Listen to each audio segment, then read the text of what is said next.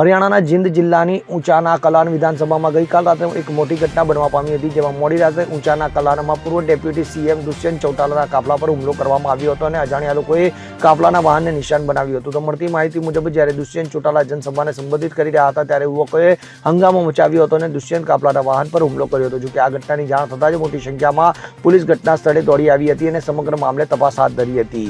ત્યારે અજાણ્યા શખ્સોએ ઈંટો અને પથ્થરો વડે વાહન પર હુમલો કરી તોડફોડ કરતા અરાજકતાનો માહોલ પણ સર્જાયો હતો. જોકે સદનસીબે આ હુમલામાં પૂર્વ ડેપ્યુટી સીએમ દુષ્યંત સુરક્ષિત છે તેવું જાણવા મળી આવ્યું છે.